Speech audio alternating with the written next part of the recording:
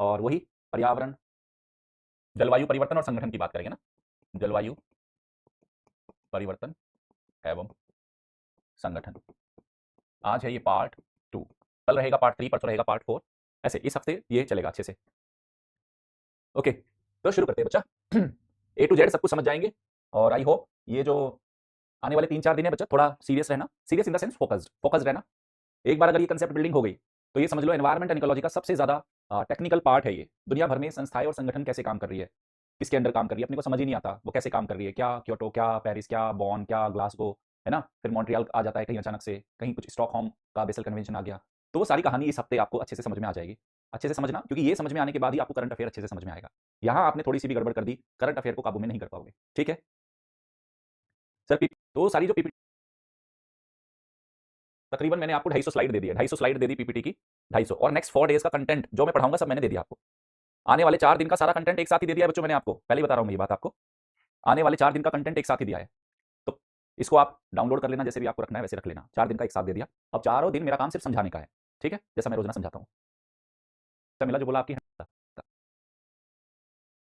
और जो नुकसान पहुंचा रहे हैं वो नेगेटिव हो गए, तो पॉजिटिव और नेगेटिव क्लाइमेट फोर्सिंग का कंसेप्ट ये है। नहीं ज्यादा नहीं हुआ, हाँ धीरे धीरे पढ़ते रहना और मेरे साथ साथ चलते रहना। स्लाइड में समझा दो बच्चा, एक्चुअली में पता क्या हो गया, प्रॉब्लम देखिए मैंने बच्चों की ओर से आज के जेड, जेड दवाई, ए दवाई, बी दवाई, इन 5 दवाइयों में से की दवा देके मुझे ठीक करना है ना। आदमी ऑपरेशन थिएटर में लेटा हुआ है, टीचर्स को बहुत ज्यादा स्लो चल के हिसाब से आपको पढ़ाए, तो मुझे ऐसे पढ़ा, हाँ अपने टीचर को गाइड करना सही है। चीजें समझा देता हूं, जैसे यूजुअली हम बात करते हैं क्लाइमेट चेंज से कैसे लड़ा जाए, हम क्लाइमेट चेंज से कैसे फाइट करेंगे। तो यूजुअली आपने सुनते होंगे क्योटो प्रोटोकॉल के बारे में, आपने सुना होगा कभी क्योटो प्रोटोकॉल सुनते हो, ओके, कभी आप अर्थ समिट के बारे में सुनते हो, पृथ्वी शिखर सम्मेलन, कभी आप अर्थ समिट के बारे में समझते हो, सुनते हो, पृथ्वी शिखर सम्मेलन जिसको कहते हैं, ओके। क्योटो प्रोटोकॉल आप सुनते होंगे, कभी आप पेरिस क्लाइमेट एग्रीमेंट के बारे में सुनते हो, है ना, ऐसे नाम सुनते होंगे आप अक्सर समाचारों में, न्यूज़पेपर में। फिर आप सुनते होंगे यूएनएफसीसीसी का COP1, है ना, फिर सुनते होंगे COP2, कभी पढ़ा होगा COP21, 22, COP21, ये अक्सर आपने सुने होंगे। ठीक है, और कहीं से कुछ भी अचानक से जिक्र में आ जाता है, अचानक से कहीं से आ जाएगा, हेलसिंकी एग्रीमेंट की बात करने लगेंगे, हेलसिंकी एग्रीमेंट की अचानक से चर्चा होनी शुरू हो जाएगी, ओके, अचानक से फिर बोलने लगेंगे हमने बॉन में ये बोला था, बॉन कन्वेंशन में हमने ये बोला था। फिर आप अचानक से सुनोगे, ठीक है, कि तालानोवा डायलॉग में ये हुआ था, तालानोवा डायलॉग आया था, उसमें ऐसी ऐसी बातें कही थी। तो मतलब रैंडमली आप न्यूज़पेपर में डिफरेंट डिफरेंट चीजें समझते सुनते हो और पढ़ते हो, तो समझ ही नहीं आता ये मामला है क्या, चीजें कैसे हो रही है, और इस पूरे टॉपिक को या इस तरह की बातों को, इस तरह के कंटेंट को समझे कैसे। तो आने वाले 2-3-4 दिनों के अंदर, इस पूरे वीक आपको मैं ये पूरा स्ट्रक्चर समझाऊंगा, और नेक्स्ट 3 से 4 डेज के अंदर सारी चीजें आपकी उंगलियों पे हो जाएगी, आपको दिमाग में सब सेट बैठ जाएगा। थोड़ा सा बस पेशेंस रखते रहना और साथ के साथ समझते रहना। तो यूजुअली दुनिया में जितनी भी बातें होती है, जहां पे भी आप पढ़ते हो, है ना, जहां से भी सुनते हो, या तो 1992 की बात करता है कोई, 1992 में अर्थ समिट हुआ था, या कोई और ज्यादा पहले जाता है तो 1972 में एक स्टॉकहोम कॉन्फ्रेंस हुई थी बच्चा, है ना, स्टॉकहोम कॉन्फ्रेंस हुई थी, यहां से बातें करते हैं। लेकिन मेरा मानना है कि ये मुद्दा ऐसा तो है नहीं बच्चा कि 1972 में जब दुनिया पहली बार बैठी होगी स्टॉकहोम के अंदर, स्वीडन के अंदर, तो 1972 से पहले 1971 या 1972 के दिन जब वो सम्मेलन हुआ था, उस सम्मेलन से एक रात पहले दुनिया के सारे नेताओं को, है ना, सपने में आके कोई दिव्य ज्ञान देके चला गया होगा, ऐसा तो नहीं हुआ होगा। इसका मतलब 1972 में जो हो रहा है, 1972 से पहले बहुत कुछ हो चुका है। 1972 तो एक पहला बड़ा क्या बना बच्चा, इवेंट बना। तो बीइंग यूपीएससी एस्पायरेंट, जब आप ये टॉपिक पढ़ रहे हो, तो मेरी इच्छा है ना, मेरी इच्छा है और मैं चाहता हूं कि बच्चों को इसके पूरे रूट समझ में आने चाहिए, कि हमें 1972 से पहले भी पिछले 150-200 सालों में, 500 सालों में क्या हुआ होगा, हमें उसके बारे में भी पता चले। दुनिया में किस तरह की चर्चाएं हो रही थी, किस तरह की बातें हो रही थी, कि 1972 तक आने से पहले नेशनल लेवल पे और ग्लोबल लेवल पे क्या क्या कहानियां हुई होगी। मुझे लगता है कि हम पहले वहां से शुरू करेंगे। बताओ, बात आ गई समझ में? तो हम सीधा यहां से शुरू नहीं करेंगे जहां से सब करते हैं, ना ही हम 1972 की बात करेंगे, हम 1972 से पहले भी चलेंगे, हजारों साल पहले की यात्रा करके आएंगे। इससे आपको एक बेनिफिट मिलेगा। जो आपके ऐसे आते हैं ना बच्चा इन दिनों, जिस तरह के आपके ऐसे आ रहे हैं, ऐसे का टॉपिक सपोज करो, कभी भी एनवायरमेंट वाले मुद्दे पे यूपीएससी ने कोई भी ऐसे पूछ लिया, ठीक है, आपके पास एक बहुत इन डेप्थ समझ है उस तरह के ऐसे को हैंडल करने की, मतलब वो 125 नंबर आप सीधे अटेम्प्ट कर लोगे अगर आपको पूरा रूट्स पता है। ठीक है, हाँ, तो हम बैकग्राउंड से शुरू करेंगे, बैकग्राउंड से शुरू करेंगे। तो यहां मैं बात करता हूं, बैकग्राउंड पे चलते बच्चा, है ना, इससे पहले क्या हुआ था जब हम 1992 में बैठ रहे थे, इससे पहले, है ना, इसका बैकग्राउंड क्या है, इसके बैकग्राउंड को समझेंगे, पृष्ठभूमि को इसकी हम समझेंगे। तो पृष्ठभूमि हम दो हिस्सों में मैं बांट देता हूं, कि क्योंकि हम भारत में रह रहे हैं, तो भारत के स्तर पे क्या हो रहा है, भारत का क्या बैकग्राउंड रहा है, और ग्लोबल लेवल पे, है ना, वैश्विक स्तर पे क्या क्या हो रहा था। समझ गया बात, मोटी मोटी बातें। तो भारत के स्तर पे समझेंगे और फिर ग्लोबल लेवल पे समझेंगे। तो सबसे पहले बात करते हैं इंडिया की, है ना। इंडिया में ये जो पर्यावरण मुद्दा, जलवायु के जो मुद्दे हैं, इनकी रूट्स कितनी पुरानी है? ठीक है, सबसे पहले चलते हैं हम, है ना, मैं कहता हूं इसकी जो रूट्स है वो 4000 से 5000 वर्ष पुरानी है बच्चा। आज से 4000 से 5000 वर्ष पूर्व की कहानी है। तो सबसे पहले चलते हैं हम इंडस वैली सिविलाइजेशन पे। इंडस वैली सिविलाइजेशन, वैसे तो हिस्ट्री का टॉपिक है, लेकिन मैं तो पर्यावरण की वजह से बता रहा हूं आपको। सिंधु घाटी की सभ्यता में क्या थी? सिंधु घाटी की सभ्यता में आपने जबरदस्त सिटी प्लानिंग देखी थी, आपने बेहतरीन नियोजन था, नालियां आपने देखी हुई थी, ढकी हुई थी, है ना, स्नान वाला क्षेत्र अलग बनाया हुआ था, अन्नागार डिफरेंट था, और उन्होंने वेस्ट मैनेजमेंट, जो उस पूरी बस्ती का जो अपशिष्ट है उसको कैसे मैनेज करना है उसका उन्होंने अलग प्रोविजन किया हुआ था। हाइजीन और स्वच्छता के बारे में उनकी समझ बड़ी अद्भुत लेवल की थी। और जिस तरह का सस्टेनेबल डेवलपमेंट की आज हम बात कर रहे हैं, सस्टेनेबल डेवलपमेंट के अप्रोच की समझ सिंधु घाटी सभ्यता के लोगों को थी। ठीक है, तो इनको क्या क्या ज्ञान था? इंडस वैली सिविलाइजेशन वाले लोगों को क्या क्या ज्ञान था? बताओ क्या क्या ज्ञान था इनको? वेस्ट मैनेजमेंट का ज्ञान था बच्चा, अपशिष्ट प्रबंधन की इन्होंने प्रॉपर व्यवस्था की हुई थी। Waste management, again waste management का मतलब क्या है? अपशिष्ट को ढंग से टैकल करने का मतलब आप पर्यावरण को अच्छे से बना के रखे हो। उसके बाद स्वच्छता की इनको बेहतरीन समझ थी, ये अपने इकोसिस्टम को काफी क्लीन रखते थे, अपनी नदियां को, फॉरेस्ट एरिया, और उनके साथ ज्यादा छेड़खानी ये नहीं करते थे। और ओवरऑल सिटी क्लीनिंग का इनका कंसेप्ट भी बड़ा अच्छा था, आज की तरह कचरे के ढेर नहीं लगते थे। तीसरा क्या है यहाँ पे? ये सतत विकास की समझ थी इनको, सतत विकास संकल्पना, आप देखना इसकी इनको समझ है, समझ है बच्चा इन लोगों को। तो यानी कि इंडस वैली सिविलाइजेशन, सिंधु घाटी सभ्यता, बहुत सारे पर्यावरणीय मुद्दों के प्रति क्या थी? संवेदनशील थी। ठीक है, इसके बाद फिर हम कहां जाते हैं बच्चा? अरे सीधी खिंच जा एक तो से। चलो, इसके बाद हम चलते हैं वैदिक सभ्यता में। वैदिक सभ्यता, बताओ वैदिक सभ्यता में आपने क्या देखा? पर्यावरण के लिए क्या प्रोविजंस है? बोले आप एक चीज बताओ, यहां पे प्रकृति पूजा देखने को मिलती है क्या आपको? प्रकृति पूजा, नेचर की पूजा करते हैं आप। इंद्र की पूजा हो रही है, इंद्र क्या है ना, वर्षा का देवता। आप वहां पे किसकी पूजा कर रहे हो बच्चा? अग्नि की पूजा कर रहे हो। इंद्र हो गया, अग्नि हो गया, पवन की पूजा कर रहे हो, पवन नाम से पवन देवता है। ठीक है, उसके बाद वरुण देवता, ऐसे बहुत सारे देवता मिल रहे हैं। तो बेसिकली ये सबके सब देवता सिंबल किसके हैं? ये सब के सब पर्यावरण के जो घटक है, पर्यावरण के जो आपने घटक देखे, अजैव घटक है, अजैव घटक है ना, वायु अजैव घटक, वर्षा अजैव घटक, अग्नि ऊर्जा जिसको आप बोलते हो अजैव घटक। तो उनकी क्या कर रहे हैं? पूजा कर रहे हैं, इनको पता था इनका सिग्निफिकेंस। फिर इन्होंने एक अलग से, एक देवता था यहाँ पे, ऋतस्य गोपा नाम का एक देवता था, ऋतस्य गोपा, है ना, एक देवता था ऋतस्य गोपा। उसको क्या बोला था? रित, रित की संकल्पना आपने पढ़ी होगी। रित क्या था? रित था एक व्यवस्था, कि आपके पृथ्वी पर, आपकी प्रकृति में एक संतुलन है, और उस संतुलन को हमें बना के रखना है, बैलेंस बना के रखना है। Balance, sustainable development. What is sustainable development? Balance, हमारी जरूरतें भी पूरी होती रहे और प्रकृति के साथ भी हम बहुत सारी छेड़खानी ना करें। तो ऋतस्य गोपा नाम का देवता का कंसेप्ट है वहां ऑलरेडी। ठीक है, रित की संकल्पना है। तो उस रित की संकल्पना में क्या है? अगेन वैदिक सभ्यता भी किसकी बात कर रही है बच्चा? पर्यावरण की बात कर रही है। ठीक है, जलवायु की बात कर रही है, इन लोगों को समझ है। हिस्ट्री का थोड़ा सा आगे बोलो। फिर आ जाओ आप गौतम बुद्ध पे आ जाओ और महावीर स्वामी पे आ जाओ।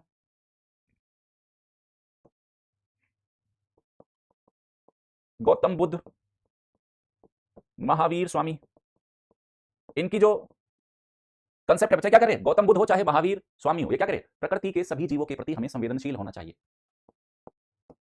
प्रकृति के समस्त जीवों के प्रति संवेदनशील व करुणा से युक्त होना चाहिए, क्योंकि ये जानते हैं इनका पूरा का पूरा दर्शन नेचर से निकल के आया। ये बायोडाइवर्सिटी के सिग्निफिकेंस को जानते हैं। ठीक है, ये दोनों दर्शन गौतम बुद्ध का और इनका, दोनों का फिलॉसफी किससे निकला बच्चा? प्रकृति से। अहिंसा परमो धर्म, है ना, जियो और जीने दो। ठीक है, आ रही बातें समझ में? आपने उसको अभी तक दर्शन के हिसाब से, हिस्ट्री के हिसाब से देखा है बच्चा, उन्हीं चीजों को आप पर्यावरण के नजरिए से भी देखो। फिर आगे चले, ये हो गया। फिर बाद में भी आते हैं 15, 16, 17 सेंचुरी के आसपास, यानी कि हमारा एंशियंट लिटरेचर मेजर, अगर हम एंशियंट इंडिया की बात करें, चाहे वो इंडस वैली सिविलाइजेशन हो, चाहे हमारा वैदिक सभ्यता हो, चाहे हमारा बौद्ध धर्म, जैन धर्म का जो पूरा दर्शन है, उस दर्शन में साफ साफ प्रकृति, जीव, जैव विविधता, जलवायु, इन सब की बात की है। चलो फिर आगे चलते हैं हम। मॉडर्न टाइम में क्या हुआ? मॉडर्न टाइम में मतलब रिसेंट, जब वो मोनार्की आ गई थी, राजतंत्र, राजा वाजा, वो सारी चीजें हैं इंडिया में। ओके, तो अब बात करते हैं 70-30s के आसपास की। एक इंडिया का एक बड़ा हमें केस देखने को मिलता है जोधपुर से। राजस्थान के अंदर है जोधपुर बच्चा। जोधपुर कहाँ है? जोधपुर का नाम सुना है? जोधपुर है बच्चा राजस्थान में, राजस्थान। अब जोधपुर के राजा है अभय सिंह, नाम क्या है? जोधपुर के राजा अभय सिंह। अब राजा अभय सिंह को अपना घर बनाना है, महल बनाना है। घर तो गरीबों के बनते हैं, अमीरों के तो महल बनते हैं। तो राजा को बनाना है महल, और महल बनाने के लिए पुताई करानी है, लकड़ी की रिक्वायरमेंट है, चूने को गलाना है। तो उसने अपने सैनिकों को भेजा, जाओ कि खेजड़ी के वृक्ष होते हैं राजस्थान में, खेजड़ी समझते हो, खेजड़ी का वृक्ष, और ये बिल्कुल ये मान के चलो कि मरुस्थलीय क्षेत्र में जान है वो वृक्ष, मतलब इकोसिस्टम का इंपॉर्टेंट पार्ट है। तो राजा ने अपने सैनिकों को भेजा कि जाओ आप कुछ खेजड़ी के वृक्षों को काट के लेके आओ। तो वो खेज डली गांव गए और वहां पे जाके वो उन पेड़ों को कुल्हाड़ी निकाली उन सैनिकों ने और काटना शुरू करने वाले थे। जैसे ही काटना शुरू करने वाले थे, अमृता देवी बिश्नोई, बिश्नोई समाज की एक महिला, उसने देख लिया और वो जाके पेड़ को काटने से पहले उसने जाके पेड़ को गले लगा लिया और सैनिकों को कहा कि पेड़ काटने से पहले मुझे काटना पड़ेगा। सैनिकों ने धमकी दी, छोड़ दो वरना हम तुझे काट देंगे। अमृता देवी बिश्नोई बोलती है ना, क्या बोला था उस टाइम पे, सर साठे रुक रहे, है ना, तो भी सस्ती जान। अगर मेरा सर कटने से भी ये मैंने पेड़ बचा लिया तो मेरी जान सस्ती है और ये पेड़ बहुत कीमती है। सैनिकों ने आओ देखा ना ताओ कुल्हाड़ी उठाई और उसका सर काट दिया।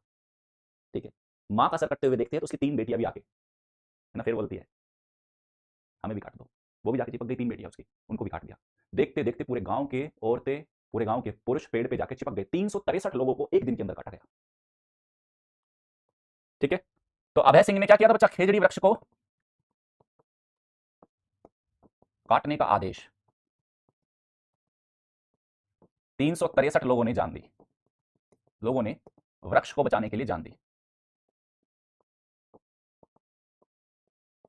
जान दी। ठीक है, अमृता देवी बिश्नोई, बिश्नोई समुदाय की महिला मिसाल बन गई। क्या बन गई बच्चा, ये मिसाल, जान दी लेकिन मिसाल बन गई। और बोलते हैं कि भारत में अपने प्रकार का ये पहला ऐसा पर्यावरण को और वृक्षों को बचाने के लिए एक आंदोलन के रूप में कह लो, एक प्रयास था जिसमें इतनी बड़ी मात्रा में सिंगल डे में लोगों ने जान दी सिर्फ पेड़ को बचाने के लिए। ठीक है, तो बाद में राजा को पता चला कि सैनिकों ने ये काम कर दिया, राजा को काफी दुख हुआ, बोला यार ऐसा तो नहीं होना चाहिए, आपने बहुत गलत किया। फिर बोला कि आज के बाद से कोई भी खेजड़ी का वृक्ष नहीं काटा जाएगा।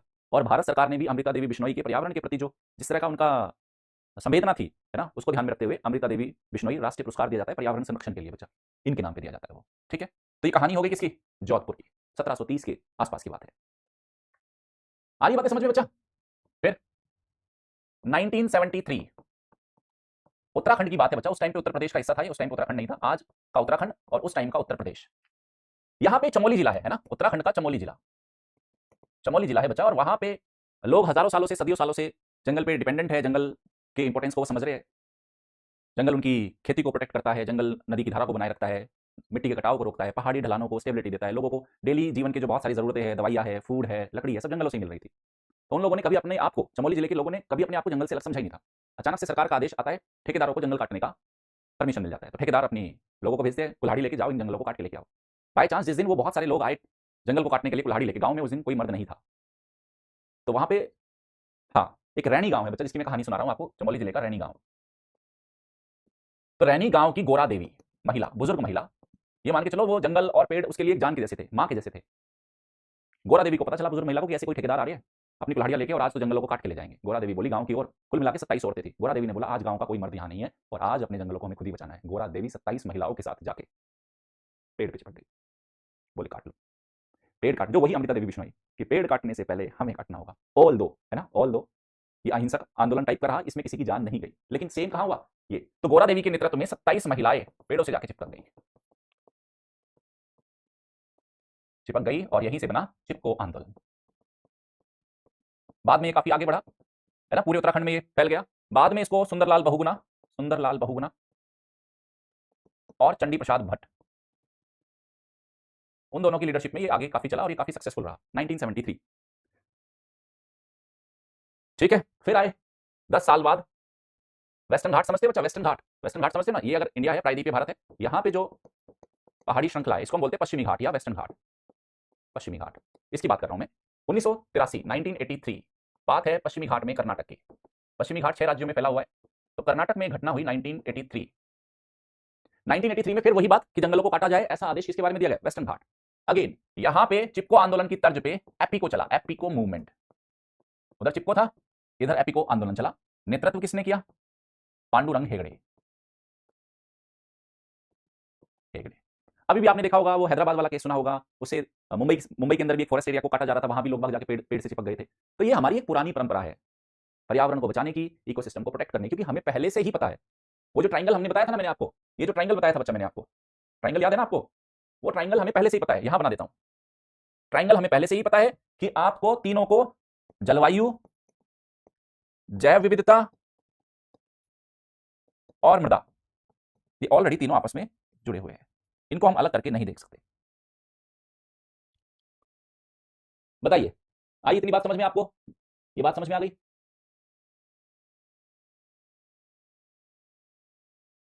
चलिए, ये कहानी मतलब इंडिया का एक डीप रूट है बच्चा, डीप रूट्स है हमारे पास ऑलरेडी, काफी ज्यादा डीप रूट्स है। हम सिंधु घाटी की सभ्यता से ही जानते हैं नेचर के साथ जीना और नेचर की रेस्पेक्ट करना। बीच बीच में यहाँ कुछ इंसिडेंसेस हुए हैं। ओके, फिर नेक्स्ट चलते हैं ग्लोबल लेवल पे। विश्व में क्या हो रहा था, है ना? वैश्विक स्तर पे क्या हो रहा था? वैश्विक स्तर पे क्या हो रहा था? ग्लोबल लेवल पे, ग्लोबल लेवल पे क्या हो रहा था? हमें सबसे पहले जो ग्रीस के बारे में सुना होगा ना आपने, यूनान, यूनान के बारे में सुना होगा। हमें यूनान की लिटरेचर में एक वर्णन मिलता है जिसमें प्लेटो, प्लेटो याद है ना? सुकरात, प्लेटो, अरस्तु, एथिक्स में पढ़ा होगा आपने, सुकरात, प्लेटो, अरस्तु। SPA बोलता हूं मैं इसको हमेशा, स्पा, ये वाला प्लेटो महोदय, है ना? ये तो डिफोरेस्टेशन के बारे में यूनान के अंदर कौन बोल रहा है बच्चा? प्लेटो। प्लेटो किसके बारे में बात कर रहा है? निर्वनीकरण के बारे में एवं मृदाक्षरण के बारे में चिंता व्यक्त कर रहा है। प्लेटो क्या बोलता है? कि सभी संवेदनशील और नाजुक क्षेत्र गिर चुके हैं और मिट्टी कंकाल हो चुकी है। क्या बोलता है? प्लेटो का एक फेमस स्टेटमेंट है जो लिखता है कि सभी समृद्ध एवं नाजुक क्षेत्र या पारितंत्र गिर चुके हैं और मृदा कंकाल हो चुकी है, कंकाल हो चुकी है। ये प्लेटो लिख रहा है। अच्छा, अभी एथिक्स नहीं हुआ तो हो जाएगा, डोंट वरी। फिर 1306 की बात है, साल 1306, है ना? ब्रिटेन का राजा है, इंग्लैंड का राजा, इंग्लैंड का राजा है बच्चा एडवर्ड वन, एडवर्ड प्रथम। तो ये एडवर्ड प्रथम ने बच्चा सबसे पहले, है ना, सबसे पहले लंदन के अंदर लॉकडाउन लगाया था। लंदन शहर में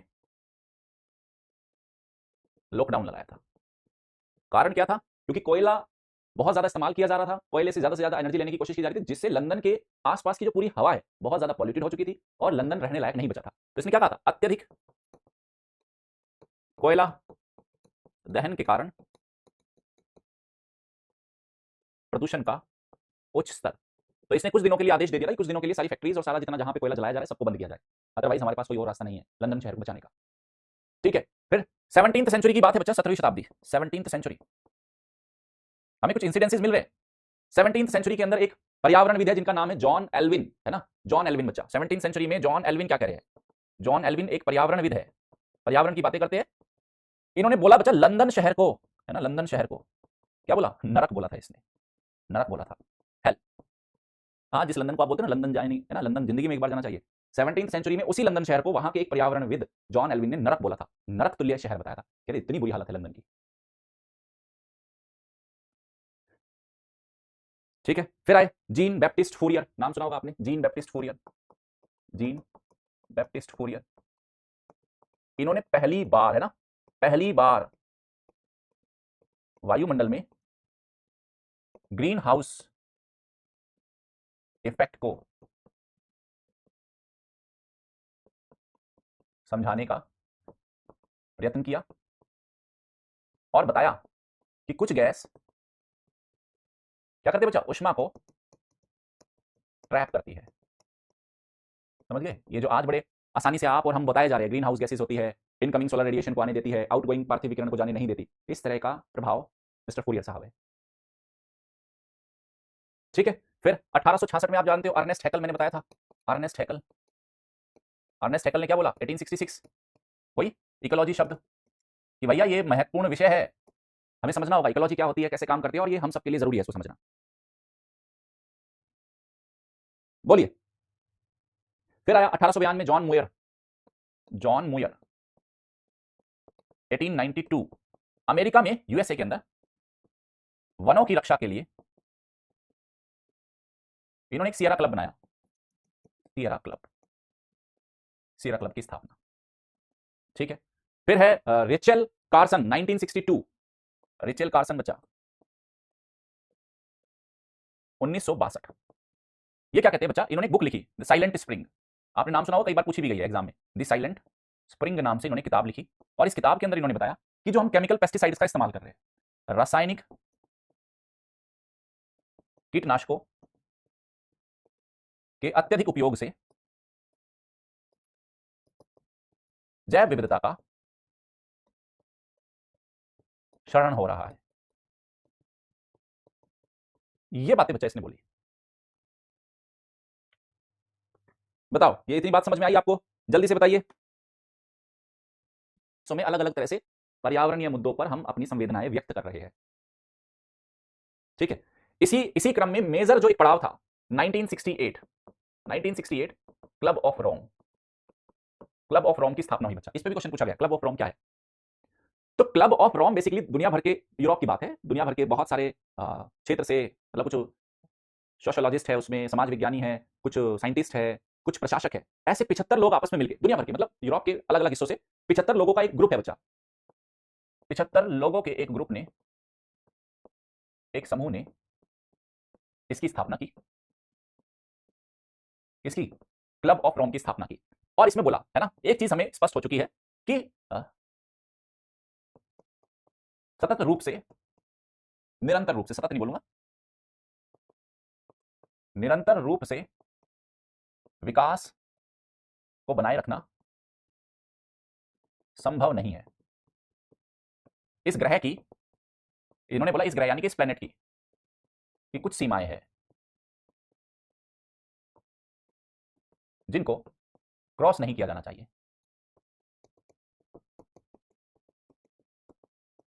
तो इन्होंने उस टेक्निकल नाम लिया था प्लेनेटरी बाउंड्री। प्लेनेटरी बाउंड्रीज बोला बच्चा। प्लेनेटरी बाउंड्रीज क्या बोला, मतलब ये पृथ्वी एक ग्रह के रूप में आप इसका अंधाधुंध दोहन नहीं कर सकते, इसके संसाधनों का अंधाधुंध शोषण नहीं कर सकते। एक लिमिट है, उसको अगर आपने क्रॉस किया फिर ये आपको जवाब देना शुरू करेगी। बताइए समझ में। तब इन्होंने एक रिपोर्ट प्रकाशित की थी इन्होंने, है ना, 1972 के अंदर इन्होंने एक रिपोर्ट प्रकाशित की। उस रिपोर्ट का नाम था limits to growth. Limits to growth, Hindi में इसको बोलते हैं समृद्धि की सीमाएं। तो ये रिपोर्ट किसके द्वारा प्रकाशित की गई थी? क्लब ऑफ रोम के द्वारा। लिमिट्स टू ग्रोथ है। इस लिमिट्स टू ग्रोथ के अंदर इन्होंने एक चीज बोली थी कि 5 ऐसे फैक्टर है, अगर आपको फ्यूचर को प्रिडिक्ट करना है, भविष्य में क्या होगा, अगर आपको उसको समझना है, इसने कहा 5 हमें फैक्टर्स को दिमाग में रखना होगा। पहला इन्होंने बोला 5 इंटर रिलेटेड वेरिएबल्स, अंतर संबंधित चरों के आधार पे, अंतर संबंधित चरों के आधार पे फ्यूचर को प्रिडिक्ट करने की कोशिश की। भविष्य की प्रिडिक्ट, भविष्य कैसा होगा करने की कोशिश। आई होप आप वेरिएबल शब्द का मतलब मैथ्स में जानते होंगे, वेरिएबल्स क्या होता है, चर और अचर शब्द जानते हो ना भाई। एक को आप बोलते हो आचर, कांस्टेंट बोलते हो, एक को आप चर बोलते थे।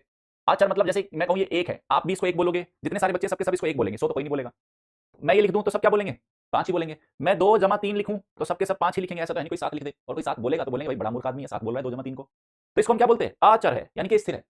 चर का मतलब है बदल सकती है जो चीजें। मैंने कहा एक्स, व्हाट इज एक्स, आप क्या बोलोगे एक्स, किसी को एक्स याद आ जाएगा, बोलेगा सर एक्स से है मेरा एक्स बॉयफ्रेंड, एक्स गर्लफ्रेंड।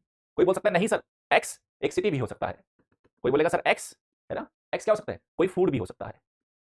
समझ में आ गए? तो इसको हम क्या बोलेंगे, ये चर है, वेरिएबल्स है। तो इन्होंने क्या बोला, लिमिट्स टू ग्रोथ के अंदर 5 अंतर संबंधित चर, चर मतलब जिनकी वैल्यूज फिक्स नहीं रहने वाली। ठीक है, चले। हाँ फिर एक्स में भी बोलेंगे, कौन से वाले एक्स की बात कर रहे हो, है ना, एक्स के भी फिर 10, ये वाला अगर एक्स आ गया, कौन से एक्स की बात कर रहे हो, है ना, कौन से एक्स की बात कर रहे हो। तो ये मतलब वेरिएबल है, ये बदल जाएगा, देश काल परिस्थितियों के हिसाब से एक्स बदल जाता है। तो ये कहते हैं 5 इंटरडिपेंडेंट वेरिएबल्स है। कौन से है 5 वेरिएबल्स, 5 चर कौन से हैं, इन 5 चर की बात करते हैं। पहला चर उन्होंने बताया है पॉपुलेशन। पॉपुलेशन, जनसंख्या। जनसंख्या को चर क्यों बताया इन्होंने, बताओ जनसंख्या चर क्यों बताया भाई, कभी 2 अरब थी, कभी 5 अरब होगी, कभी 7 अरब होगी, 8 अरब होगी, और पर डे बढ़ती जा रही है, फिक्स नहीं है। ठीक है, दूसरा क्या है, पॉल्यूशन, फिक्स थोड़ी ना है। पॉल्यूशन, प्रदूषण, आज से 40 साल पहले कोई ई वेस्ट के बारे में सोच सकता था क्या? ई ई वेस्ट नाम की भी कोई चीज होगी, है ना, कंप्यूटर 1970 में 60 में कोई सोचता था क्या मोबाइल फोन नाम का कोई ई वेस्ट हो जाएगा। ठीक है, तो यानी कि ये भी क्या है, पॉल्यूशन भी ये क्या है, वेरिएबल है। उसके बाद फूड प्रोडक्शन, खाद्यान्न उत्पादन, फिक्स है क्या, खाद्यान्न उत्पादन फिक्स है ये, आप बताओ बच्चों। नहीं है, पहले कम होता था, ज्यादा हो गया, फिर कम हो गया, ऐसे चलता ही रहता है। फिर कहते हैं वो इंडस्ट्रियल प्रोडक्शन, इंडस्ट्रियल प्रोडक्शन, औद्योगिक उत्पादन, ये भी फिक्स नहीं है, बदलेगा समय के साथ साथ, टेक्नोलॉजी के साथ साथ। और पांचवा इन्होंने बताया नॉन रिन्यूएबल रिसोर्सेज। ठीक है, गैर जीवाश्म, गैर नवीकरणीय ईंधन, है ना। कहते हैं इन पांचों का आपस में लेना देना है क्या, आपस में जुड़े हुए क्या, इंटरडिपेंडेंट क्यों बोला उन्होंने, अंतर संबंधित क्यों बोला। क्या एक चीज बताओ, ज्यादा पॉपुलेशन होगा और फूड प्रोडक्शन का आपस में लिंक नहीं है क्या, है इंडस्ट्रियल प्रोडक्शन का और पॉल्यूशन का आपस में लेना देना नहीं है क्या? इस पॉल्यूशन का इस पॉपुलेशन से लेना देना नहीं है क्या? क्या ये प्रदूषण आपके फूड प्रोडक्शन को इंपैक्ट करेगा या नहीं करेगा? और क्या इस पॉल्यूशन का गैर नवीकरणीय ईंधन कोयले से पेट्रोल से लेना देना नहीं है? क्या इस कोयला पेट्रोल का इंडस्ट्रियल प्रोडक्शन से लेना देना नहीं है? यानी कि सब आपस में जुड़े हुए हैं। तो इसने बोला वेरिएबल्स है, समय के साथ साथ बदलेंगे लेकिन आपस में जुड़े हुए। कह रहे इन 5 के आधार पे हम भविष्य को देखने की कोशिश करना चाहिए और हम ये कह सकते हैं there is limits to growth. बताओ बच्चा, जल्दी से बताओ।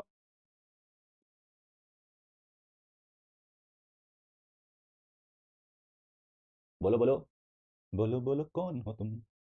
सेट बैठा दिमाग में नहीं बैठता बच्चा, जल्दी से बताओ मुझे, जल्दी जल्दी बोलो।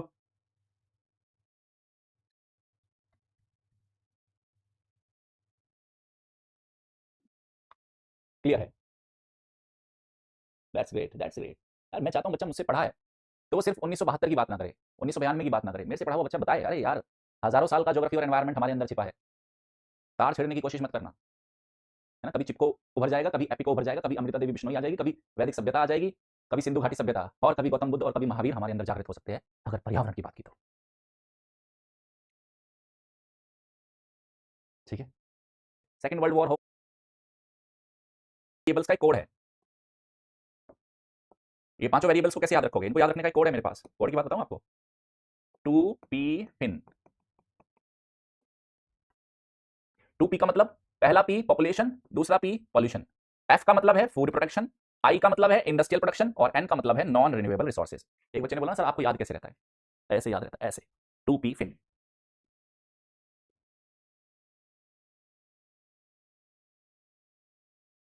बोलो, याद रख लोगे आप रिन्यूएबल रिसोर्सेज। इन 5 के आधार पे हमने भविष्य को प्रेडिक्ट करने की कोशिश की। उसके बाद क्या हुआ? सेकंड वर्ल्ड वॉर हो गया, है ना?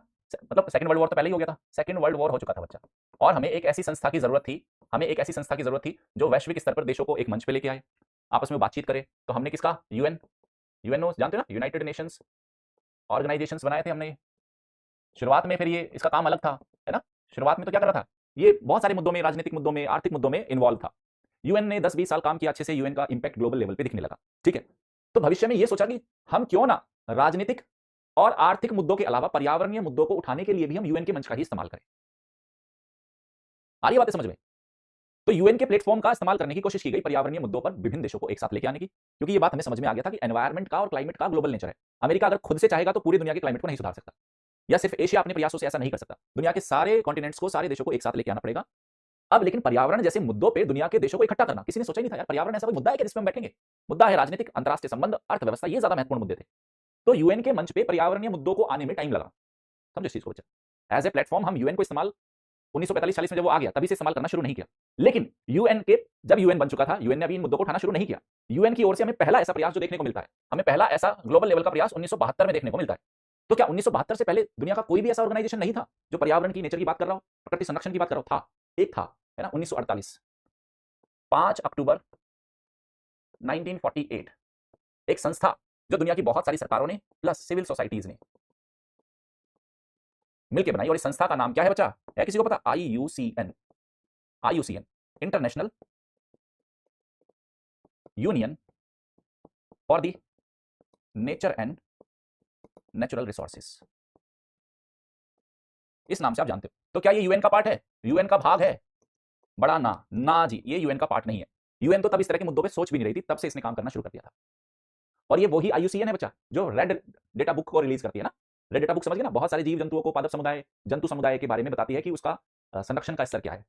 एंडेंजर्ड, क्रिटिकल एंडेंजर्ड, वल्नरेबल, आप जो सूची देखते हो ना, 9 कैटेगरी बनाई हुई है इसने, वो यही है। इसका उद्देश्य क्या था? टू प्रोटेक्ट द नेचर, प्रकृति का संरक्षण। इस उद्देश्य से बनी थी। ये पहला ग्लोबल लेवल पे ग्लोबल एफर्ट था। ये this is first global effort, first global effort था बच्चा ये। लेकिन यूएन से इसका कोई लेना देना नहीं था। बताओ मुझे अब, यहां तक की कहानी समझ में आई? आ रही है बातें समझ में? यहां तक की कहानी समझ में आ रही है या नहीं आई है? बताओ बच्चा।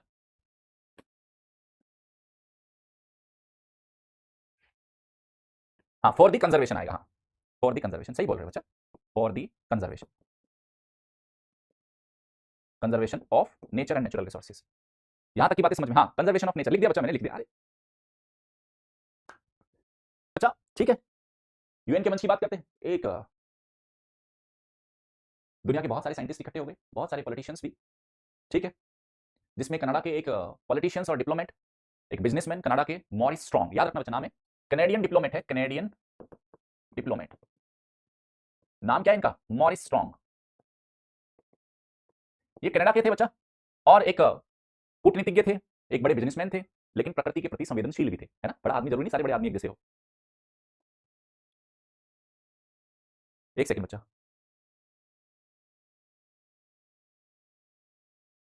एक सेकंड,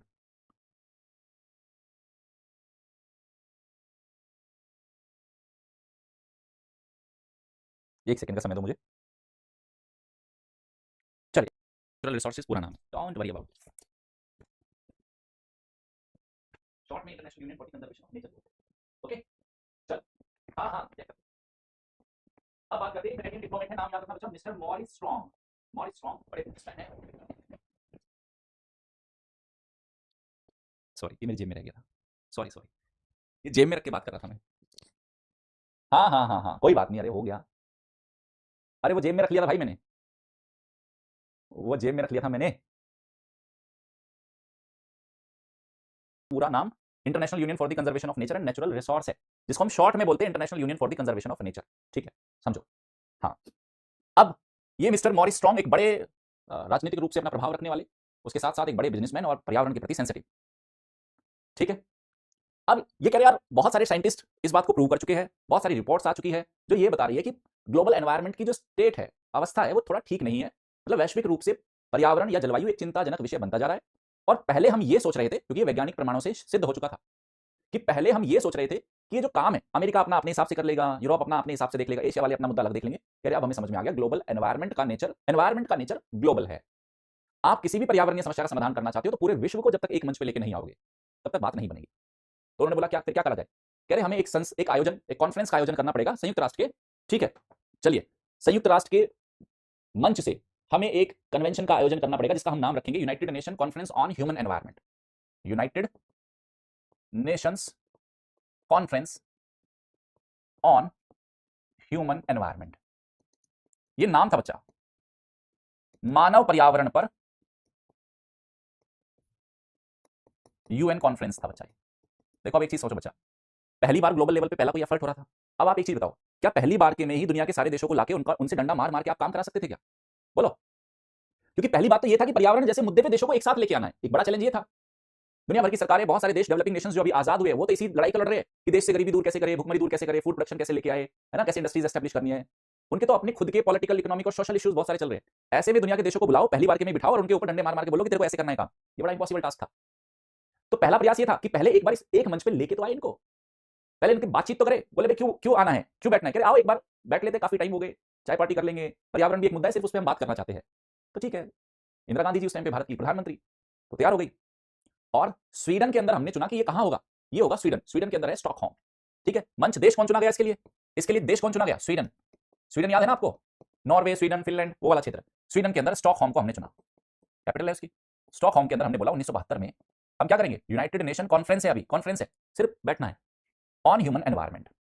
तो दुनिया भर से बहुत सारे लोग आए, बहुत सारे लोग आए। इनिशियली इंडिया से कौन गया, इंडिया से हमारी प्रधानमंत्री गई, इंदिरा गांधी जी,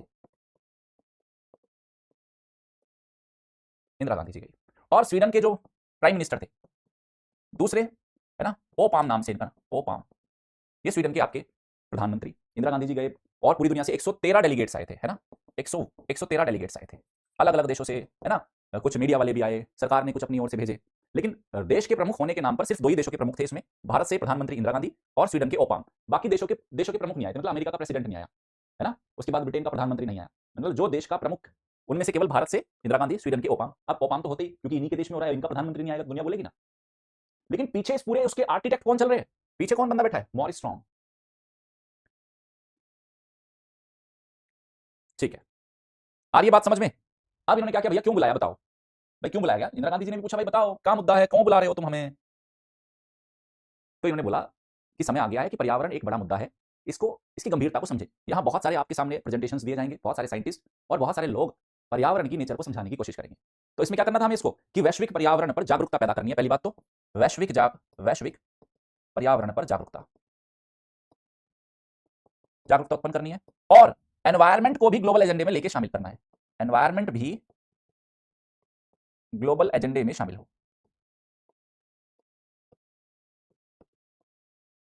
समझ में आ गए कि अभी तक अंतरराष्ट्रीय संबंधों में रिसोर्सेज को लेके, इकोनॉमी, ट्रेड को लेके हम बातचीत कर रहे हैं, ठीक है।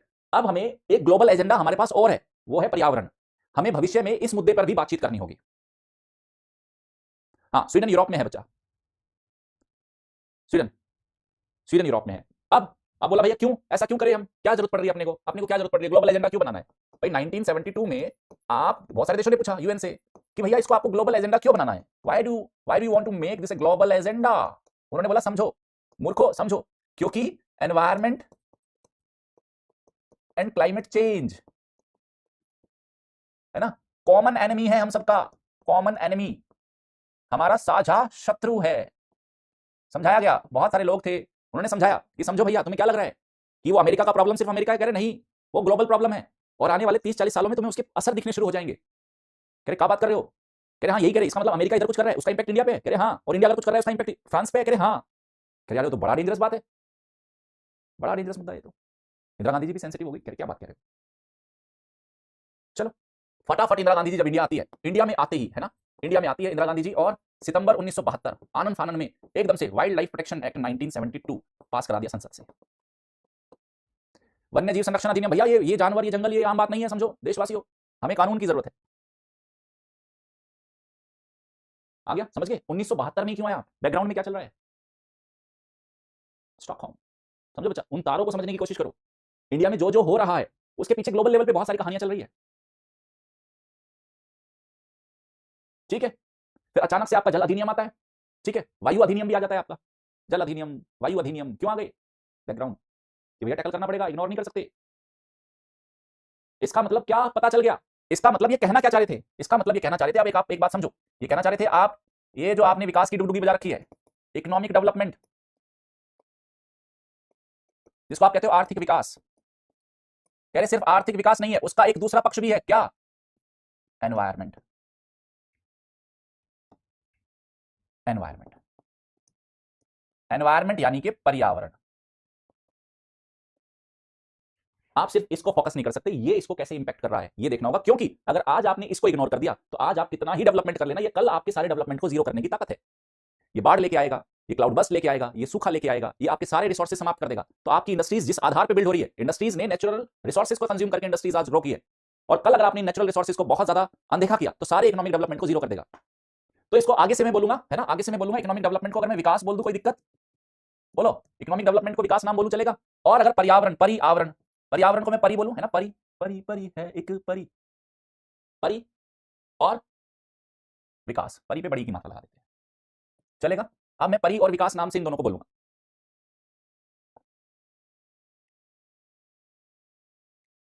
बताओ जल्दी से बताओ मुझे, नाम याद रखना, बात वाले का नाम क्या है?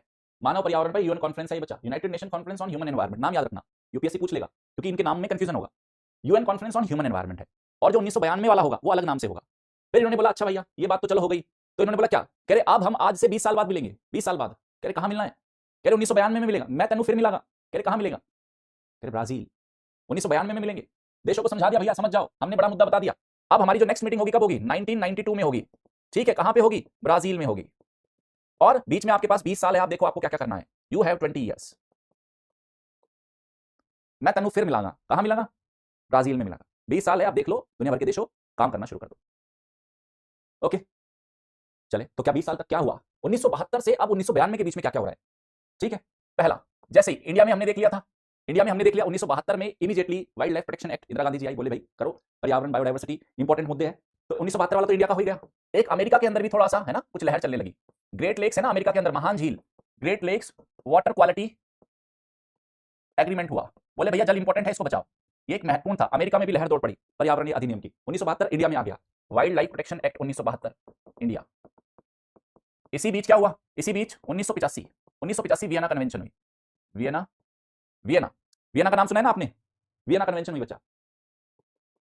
कह रहे एक और शत्रु निकल के आ रहा है, कह रहे बच्चा क्या? कह रहे ओजोन लेयर बड़ी इंपॉर्टेंट लेयर है हमारे लिए, ओजोन लेयर का क्षरण हो रहा है, और कुछ ऐसे पदार्थ है जो ओजोन लेयर का क्षरण कर रहे हैं, तो हमें ओजोन लेयर का क्या करना है? संरक्षण करना है, ये बोला गया।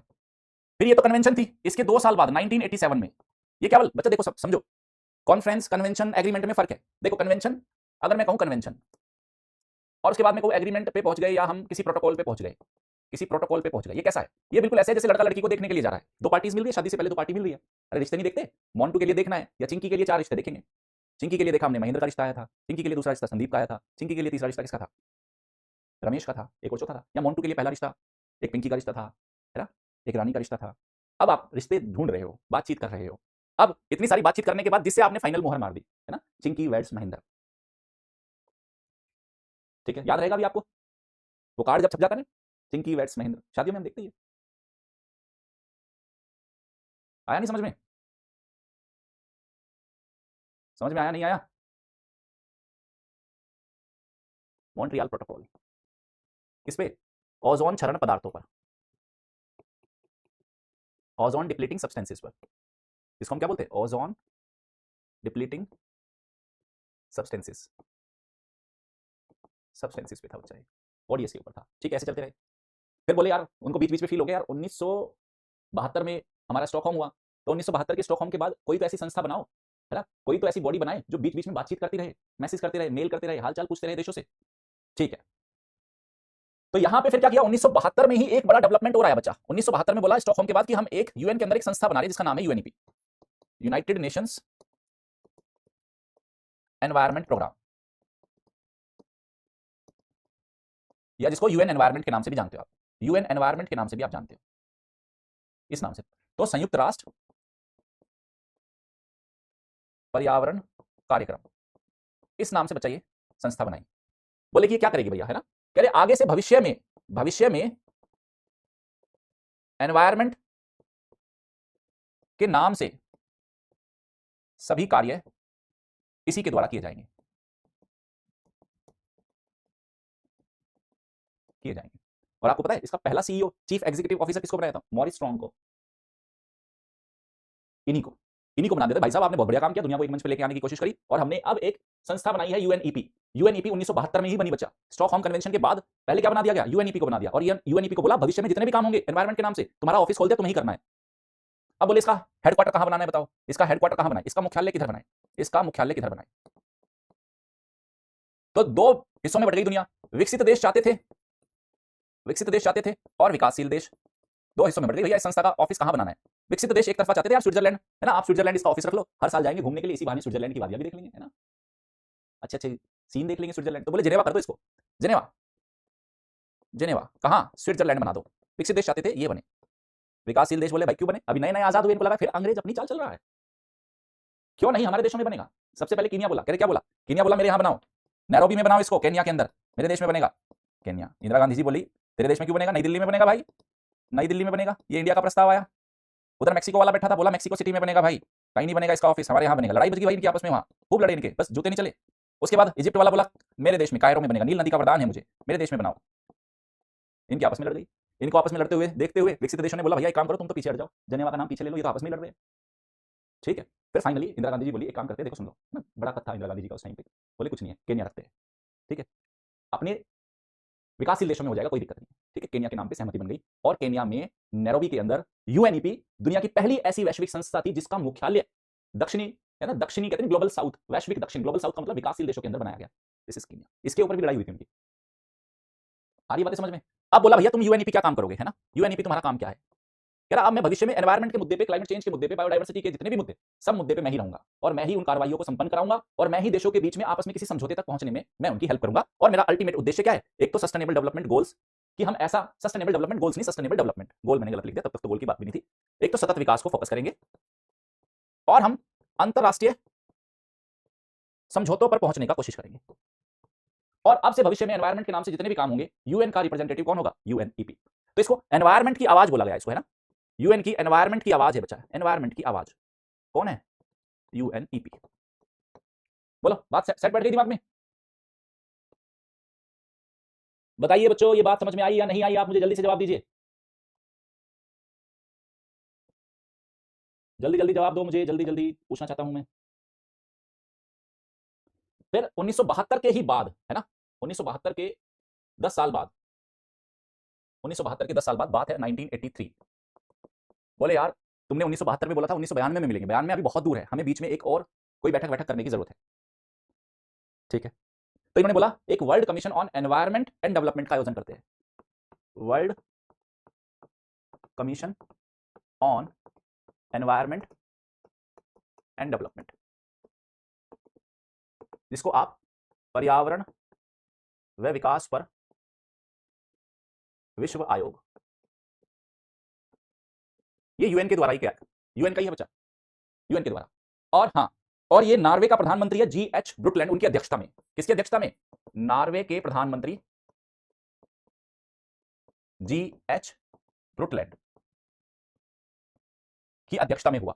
इसी को बाद में किस नाम से जाना जाएगा? ब्रुकलैंड कमीशन या ब्रुकलैंड आयोग, जिसको आप बोलते हो। और इसी ब्रुकलैंड आयोग से आपका आया था सतत विकास का अप्रोच।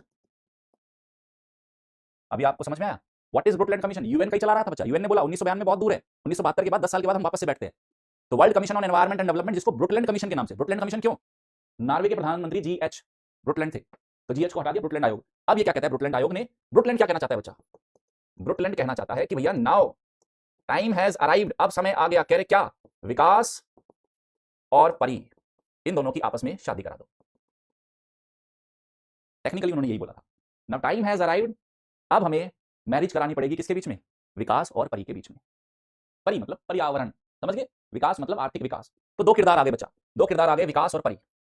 अब उसने बोला सुन लो, विकास के फायदे क्या क्या हुए। ब्रुकलैंड कमीशन बताता है, देखो ब्रुकलैंड कमीशन ने बताया बच्चा, विकास के अपने बेनिफिट है ना। विकास ने क्या किया? विकास का पॉजिटिव और विकास का नेगेटिव देखते हैं। विकास का पॉजिटिव और विकास का नेगेटिव।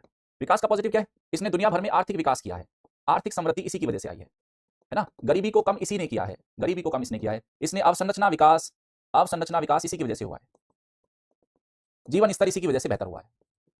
लेकिन इसका नेगेटिव क्या रहा? इसका नेगेटिव ये रहा, इसने मृदा प्रदूषण किया, इसने जल प्रदूषण किया, इसने वायु प्रदूषण किया, ठीक है, ओके, और इसने जलवायु परिवर्तन करना शुरू कर दिया। कह रहे और जो परी है, परी को क्या पसंद है? बताओ परी को क्या पसंद है? परी मतलब पर्यावरण। परी को क्या पसंद है? बताओ परी को क्या पसंद था? कह रहे परी, परी किसकी बात करती है? स्वच्छ जल की बात करती है ना, मृदा की बात करती है, उसके बाद स्वच्छ वायु की बात करती है। परी को पसंद है जंगल, है ना, परी को पसंद है पारितंत्र। और विकास के अंदर जो ये कमियां है, ये विकास के अंदर जो कमियां है, विकास के अंदर की जो कमियां है, ये परी उन्हीं सारी चीजों को पसंद करती है। तो अगर हमने परी को इस विकास से शादी करा दी, परी की शादी विकास से करा दी, विकास की शादी परी से करा दी, तो बात बन जाएगी। मृदा का मतलब होता है बच्चा सॉयल। कहां से आए हो? अरे कौन दुनिया से आए हो? मृदा के बारे में नहीं पता? मृदा मतलब यार यूपीएससी की तैयारी करो, मृदा शब्द नहीं पता? मर्दा, अरे मर्दा, मर्द वाला मर्दा नहीं है, मृदा है, मृदा मिट्टी है मेरे लाल।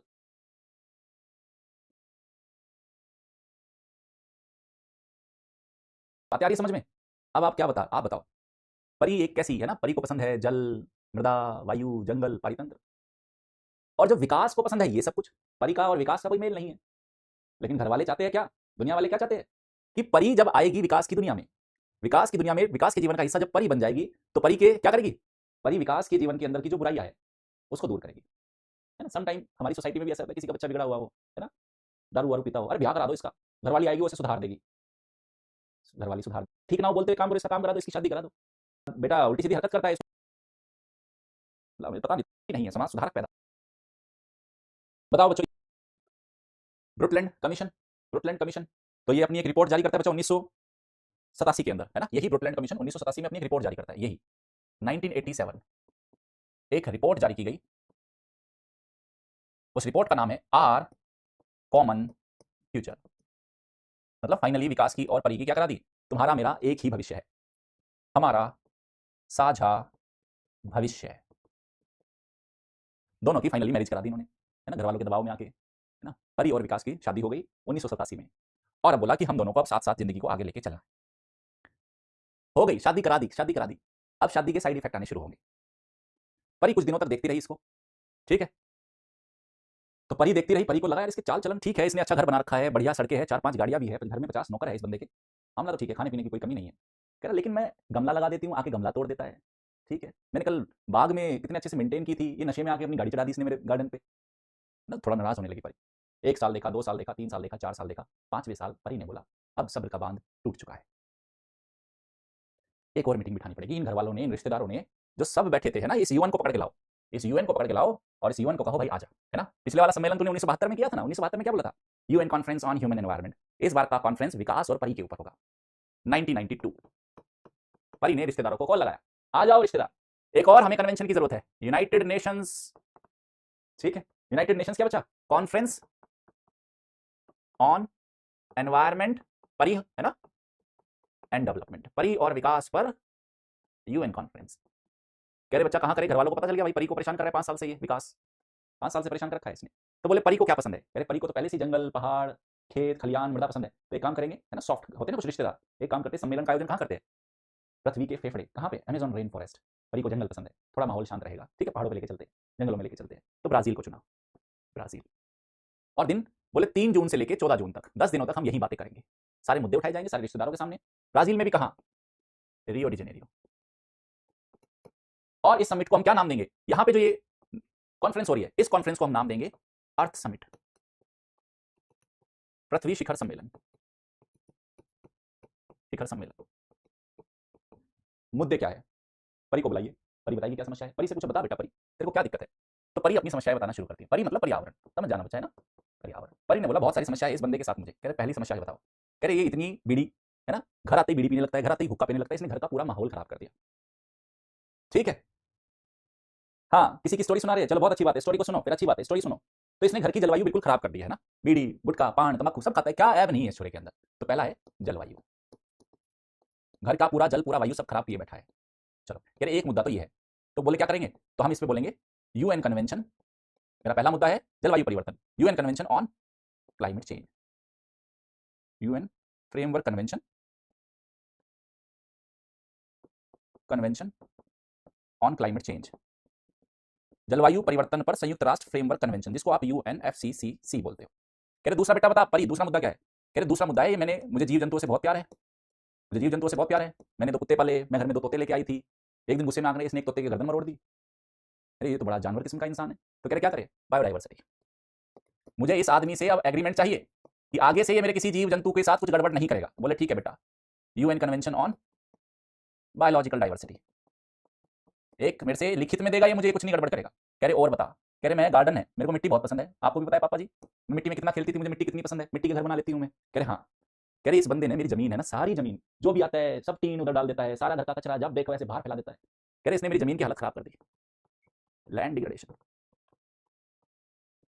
क्या करेंगे, यूएन, ठीक है बेटा इसे एक बार लिखित में ले लेंगे, UN convention on, UN convention to combat desertification, जमीन का खराब कर दिया इसने, मरुस्थलीकरण पर यूएन कन्वेंशन। फिर बोले फिर और क्या मुद्दा है बता बेटा, कह रहे पापा जी एक समस्या और है इस बंदे के साथ, कह रहे इसने मैंने जितने पेड़ लगाए थे, आपको याद है मैंने फोटो भेजा था आपको, कह रहे हाँ, कह रहे उस दिन मैंने वो नीम का पेड़ लगाया था, ठीक है मैंने नीम का पेड़ लगाया था, और नीम का पेड़ लगाने के बाद मैंने आपको एक फोटो भी भेजी थी, फिर मैंने एक आम का भी पेड़ लगाया था कि मुझे आम भी पसंद है। इस बंदे ने उन पेड़ को काट दिया, बोला मुझे कार लानी है और घर में जगह नहीं है, तो उन पेड़ को काट दिया। अब मुझे मेरे वनों को बचाना है, तो क्या चाहिएगा, फॉरेस्ट प्रिंसिपल, इससे बात करना कि आगे से ये मेरे पेड़ पौधों के साथ क्या करने वाला है। कह रहे और क्या समस्या है, कह रहे एक सबसे बड़ी समस्या ये है, एक और 5वीं सबसे बड़ी जो समस्या है, मुझे इससे लिखित में चाहिए कि अभी 1992 में है और 8 साल बाद साल 2000 आ जाएगा। कह रहे फिर क्या करना है कि 21वीं शताब्दी शुरू हो जाएगी, 8 साल बाद 21वीं शताब्दी शुरू हो जाएगी। अब मुझे में लिखित में चाहिए 21वीं शताब्दी में ये मेरे साथ कैसा बिहेव करेगा। एजेंडा 21, सारी शर्तें तय हो गई, मैंने बहुत झेल लिया इसको, this is agenda 21। Agenda 21 is for what, 21वीं शताब्दी में मानव विकास की दिशा कैसी होगी। UN convention to combat desertification किस लिए लेके आए हम, लैंड डिग्रेडेशन को रोकने के लिए, क्योंकि ट्रायंगल हम समझ गए थे, क्या बचा ट्रायंगल क्या था, ट्रायंगल मैंने आपको पहले ही बताया था, आपको क्लाइमेट को, आपको बायोडाइवर्सिटी को और आपको लैंड को, तीनों को एक साथ नहीं देखोगे तो प्रॉब्लम का सॉल्यूशन नहीं होगा। तो हर एक पे हम कन्वेंशन लेके आ गए, यूएन कन्वेंशन, यूएन कन्वेंशन और यूएन कन्वेंशन, तो 3 कन्वेंशन आ गए, जलवायु परिवर्तन पे, जैव विविधता पर और भूमिस्खलन पर। फिर फॉरेस्ट हमारे लिए इंपॉर्टेंट है, तो हमने फॉरेस्ट प्रिंसिपल्स पे बात की, और उसके साथ साथ एजेंडा 21 की 21वीं शताब्दी में मानव विकास की दिशा क्या होगी, हम कैसे आगे बढ़ेंगे।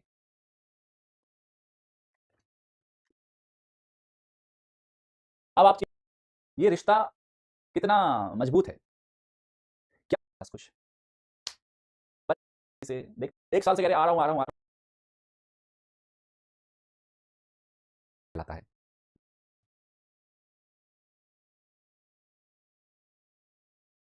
ईमानदारी से बताना है ना। क्या अगर मैं सीधा 1992 से शुरू कर देता, अगर मैं सीधा 1992 से शुरू कर देता, तो आपका अब जो प्लांटेशन किया है मैंने, है ना, जो ये जो पेड़ लगाया है आपके अंदर, कंसेप्चुअल बिल्डिंग, पूरा एनवायरनमेंट का एक पूरा फाउंडेशन तैयार कर दिया बच्चा। वैश्विक स्तर पे क्या प्रयास होने चाहिए, कैसे कैसे वो आगे बढ़े, कैसे कैसे वो आगे आए। और मैं सीधा, यूजुअली लोग क्या करते हैं 1992 पे आए और सीधा एक बार हम बहुत सारे फैकल्टीज बैठे थे, ठीक है, बोले कि सर पे लैंड डिग्रेडेशन पे, कह रहे सर इतना बोरिंग है वो। मैंने कहा सर बोरिंग नहीं है, मेरी क्लास में आइए किसी दिन आप। और मेरी क्लास के अंदर ये मैंने पूरा एक स्टोरी बनाया हुआ है। उस पूरी स्टोरी के जरिए मैं इस पूरे के पूरे, जिसको आप सबसे ज्यादा बोरियत बोलते हो, जिसको आप सबसे ज्यादा उबाऊ टाइप का बोलते हो, मैंने कहा वो सबसे ज्यादा इंटरेस्टिंग है। बस हमें उसको समझना है, स्टोरी टेलिंग वे में बच्चों को कम्युनिकेट करना है, ना कि ऐसा बोलना 1992 में ये हुआ, 93 में ये हुआ, बच्चा थक जाएगा उससे। आप बताओ, आप कभी नहीं भूलो, मजा आ गया ना फ्रेंड्स। ओ, मुझे चीजें समझानी है कैसे, और एक तरफ वो असहमतियां बनना शुरू हो जाएगी। और फाइनली इस जा रहा हूं, अदरवाइज जो मैं अभी आपको लिख लिख के पढ़ा रहा हूं ना, एग्जाम में काम आपका इससे भी चल जाएगा बच्चा। प्रीलिम्स में बहुत अच्छे से काम चलेगा, बहुत बढ़िया। वो डिटेल इसलिए दिया जा रहा है कि आपको किसी किताब की कमी फील ना हो।